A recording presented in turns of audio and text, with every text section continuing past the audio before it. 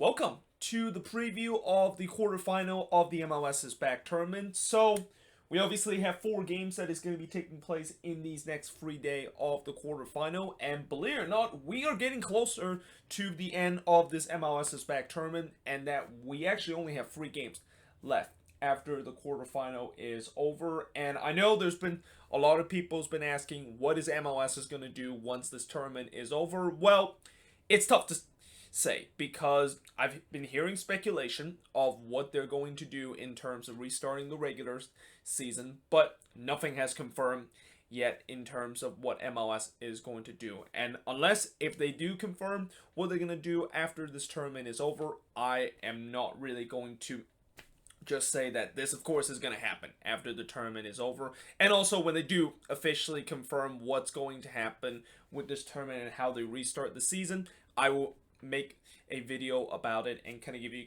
guys the full details of what MLS is going to do after this tournament is over. But that being said, let's take a look at these 4 games, which, believe it or not, all 4 of these games, well, at least 3 of these 4 games that's going to be happening in the quarterfinal is actually interconference matchup, and that all 3 of these 4 matchup is going to be Eastern Conference opponent against Western Conference opponent. And the only game that is not going to be the case is the San Jose Earthquakes versus Minnesota United. Now, in this first game between the Union versus Sporting KC, and oh, by the way, I'm not going to do a timestamp in this video because this should be a relatively short preview, and that I don't really think I need to do a timestamp when I'm previewing just 4 games in this preview.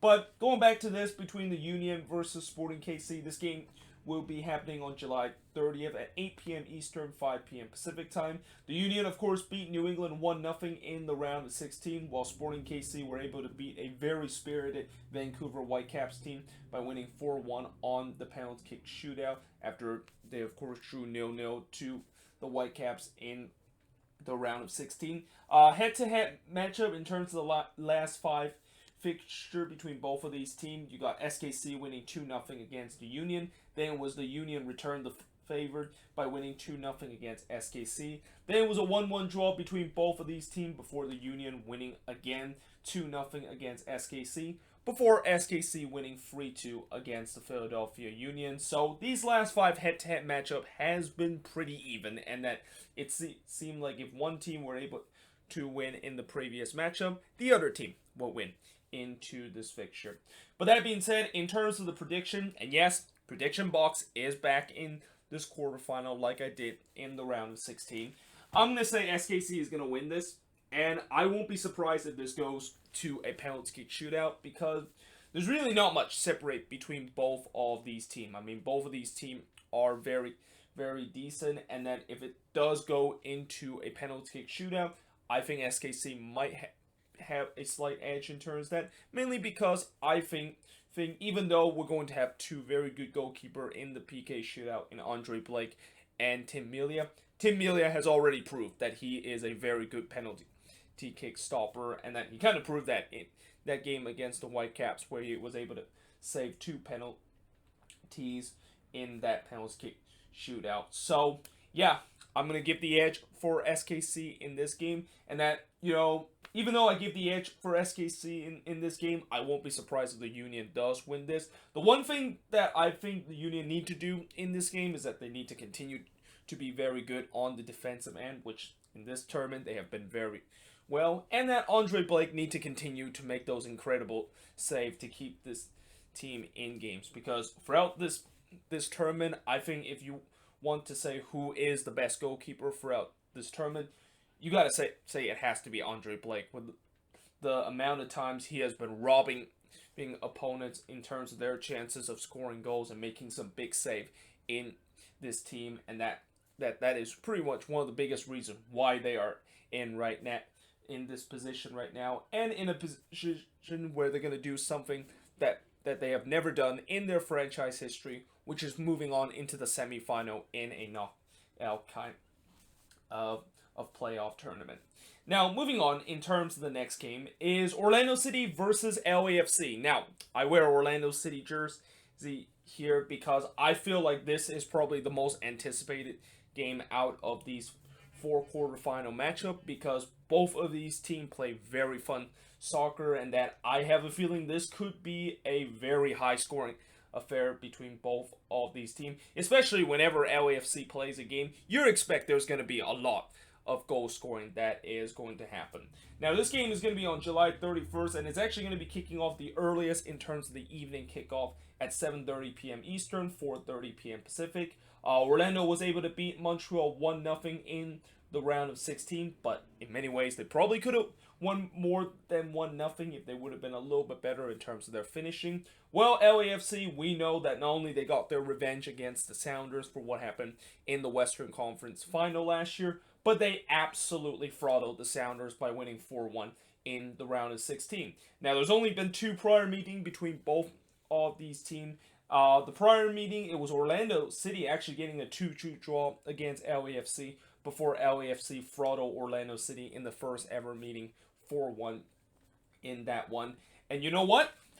Because I'm wearing Orlando, and I hope I don't jinx this team by wearing their jersey in this preview, I'm going to put Orlando as my prediction. And again, I am not shy away with some bold prediction that I've made throughout this tournament. And, you know, even in the last round of 16, where I even made a bold prediction saying Minnesota was going to knock off Columbus, who is a team that a lot of people thought that they were the favorites heading into the knockout stage. And look what happened. Columbus got knocked out in the first round. And I almost got my other bold prediction right with FC Cincinnati versus Portland Timbers.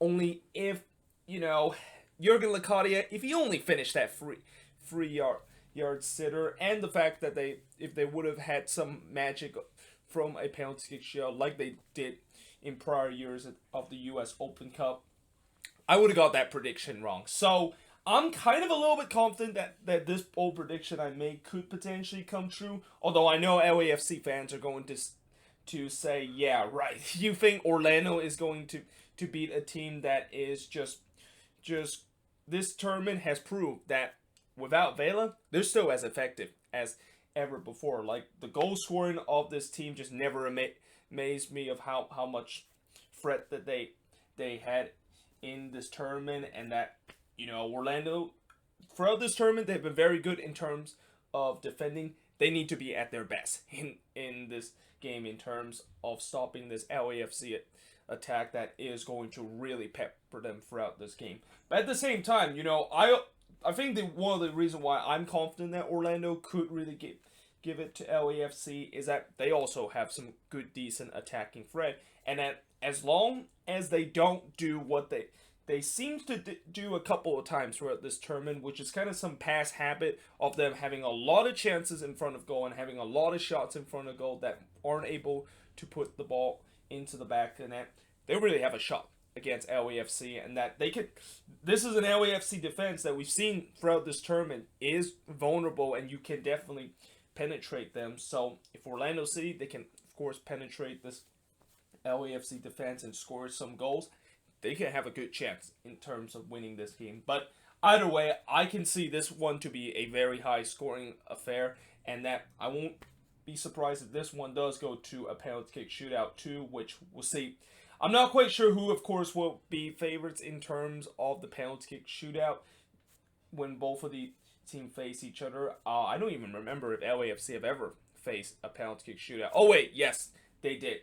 Against Houston a couple of years ago in the U.S. Open Cup, and they lost that penalty kick shootouts. And that Orlando, you know, now that I mentioned penalty kick shootout, last year they did win that penalty kick shootout against NYCFC in the U.S. Open Cup to make it to the semifinals. So maybe if you want to talk about past history of who has the edge in the penalty kick shootout, you give Orlando City the edge on that one. But again, I feel like this is one of those games where if I want to make a bold prediction, I think I'm going to make it here and think that Orlando is going to somehow, in some way, find a way to beat an LAFC team that, you know, I know a lot of people are saying that they're now the favorites with all these other favorites coming into the round of 16 that has been knocked out of this tournament. But as I said before, just because you name a team that is favorites heading into to this latter part of the knockout stage, and especially what we saw in the round of 16 with some of these favorites heading in got knocked out.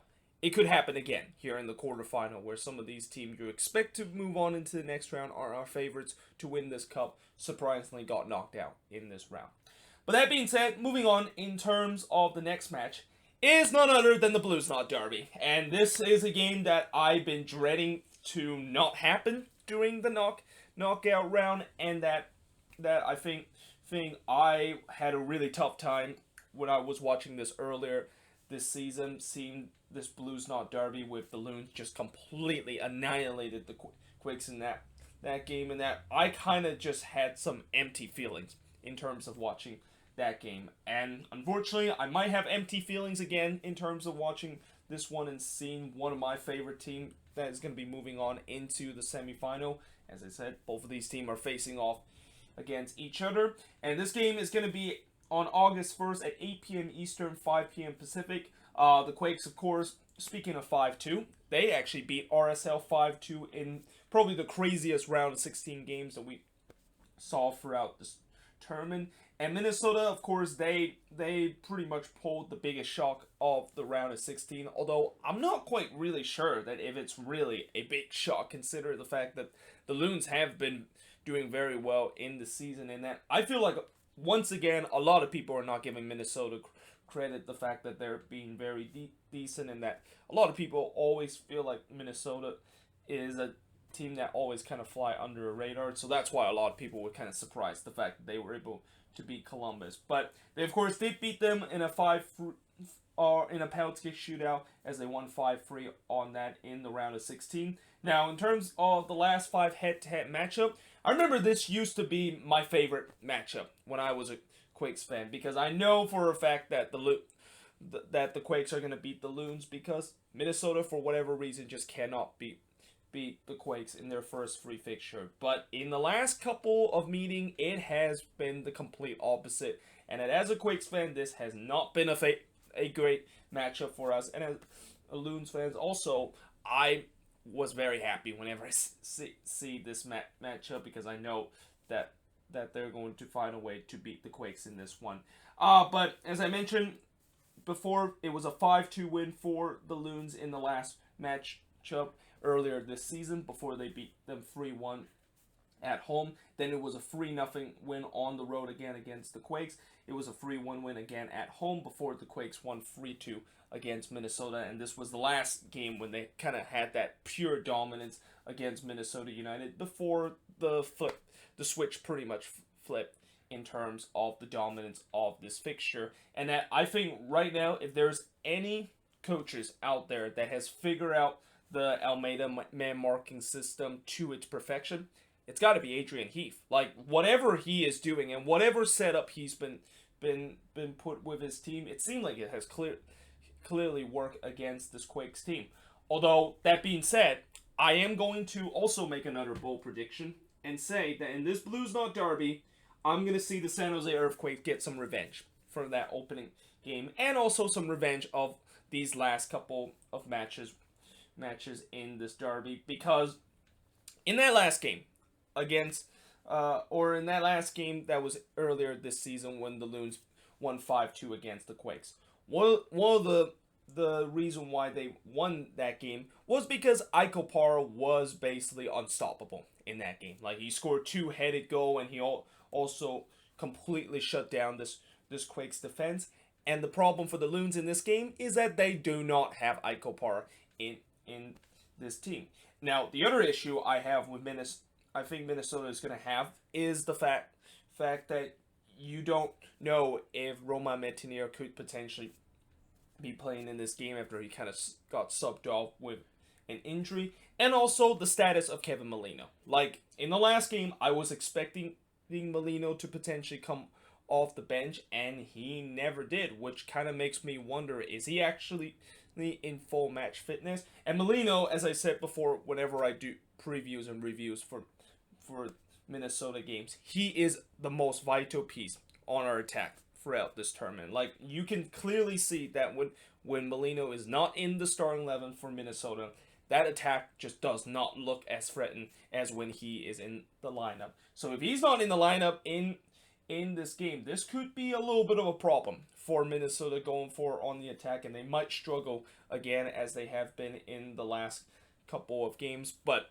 that being said, I feel like what Minnesota is going to do is what they've been doing for the past couple of fixtures whenever they face the Quakes. They're going to bunker, they're going to try to counterattack a very vulnerable Quakes defense that I've seen so far that throughout this tournament. This is a defense that cannot face teams that quickly hit them on the transition and quickly counter them on the attack. And a lot of that has to do with the Almeida man marking system, where when you put so many guys forward in these games and pretty much just go all out attack for the full 90 minutes, you're going to definitely expose yourself at the back, and we saw it a lot of times throughout this tournament. So it's no surprise that I think Adrian Heath is going to do the same thing as he always done whenever he faced against the Quakes, which is go on the counterattack, and it's going to be up to the Quakes. And hope that Almeida might think about making some adjustments in terms of not really just always go all out on the attack and actually leave a couple of defender behind in case Minnesota does counterattack. And also, I hope Cashier does not start in this game, because if Cashier starts in this game, our chances of winning this one, and my bold prediction is going to come true, is going to be significantly down from if he is actually not in the starting 11 in this game. But finally, moving on into the last match to preview is NYCFC versus the Portland Timbers. This game is also going to be on August 1st, as this is the nightcap, as the game will be kicking off at 10:30 p.m. Eastern, 7:30 p.m. Pacific. Don't blame me, NYCFC fans, of why exactly did MLS decided to schedule this game so late when clearly they could have done it the very next day, since the semifinal doesn't start until August 5th, but it's just the way it is. They just kind of want to have a doubleheader on the last day of this quarterfinal. But NYCFC was able to beat Toronto 3-1 in one of the first matchup of the round of 16 before Portland was able to beat Cincinnati 4-2 in the penalty kick shootout in the round of 16 in the last round of 16 game, and the last team to be qualified in the quarterfinal. Now, in terms of the head-to-head matchup, both of these teams exactly have met each other 5 times prior to this meeting, with Portland winning 1-0 against NYCFC before it was a 3-0 win against NYCFC. Then it was a 1-0 win for them again against NYCFC on the road before NYCFC won the only game that they have whenever they face Portland, 2-1 on the road, before Portland winning the first ever meeting between both of these teams 1-0 on the road. And judging by the previous history, I'm going to say Portland is going to be the team that I'm going to pick to win this game. This game kind of plays in a little bit of a flavor right into their hands with the way that NYCFC is a team that has always known to want to have the ball, and that the Timbers love to see teams that tends to want to have the ball so that they can, of course, counterattack and expose all those spaces that they have on the transition and at the back of their opponent. Although I will say this with NYCFC, throughout this tournament, there's been a couple of times that we haven't seen them just always wanting the ball, and that Ronnie Delia at time has asked his team to kind of sit back a little bit and trying to do what Portland does, which is trying to counterattack them and exploit space in the back. So it'll be interesting to see what kind of style that he will use in this game. I'm assuming most likely he's going to use the style where he's going to ask Portland to try to break his team down. And Portland throughout this tournament, they have done a much better job in terms of breaking down teams that put a bunker against them. Although, that being said, in that FC Cincinnati game, you kind of saw a little bit of that habit back again from last year, where they just could not quite break down a team that just put 11 guys behind the ball, and they always tends to just put some hopeless cross into the box, and hopefully someone miraculously can head that one into the back of the net. But either way, this should be a very interesting kind of game in that I'm pretty sure this game for NYCFC is going to be important to them a little bit more than what the Portland Timbers is, because this is a chance where they can be reaching to the semifinal for the first time in their franchise history, and they can at least shake off that label of the fact that they always tends to choke whenever they get into the knockout round. Like, so far they kind of defy expectation with them were able to beat Toronto FC to move on into this stage, but let's see if they can defy expectation again by finally reaching to a point where they have not been, and really surprisingly not been in their franchise history, which is the semifinal of a knockout tournament. But that being said, that is pretty much it for the preview of these 4 games for the quarterfinal. Let me know in the comments below what do you think of these games. As always, let me know in the comments below what your prediction is for all 4 of these games. And yeah, I hope to see you guys when I of course do these review and that yeah, let's hope that these are going to be good game. I mean, so far from what we saw in the round of 16, we have seen some very crazy games that has happened, so I won't be surprised we're gonna see something similar in the quarterfinal. But yeah, hope you guys enjoyed this video, and I will see you guys next time.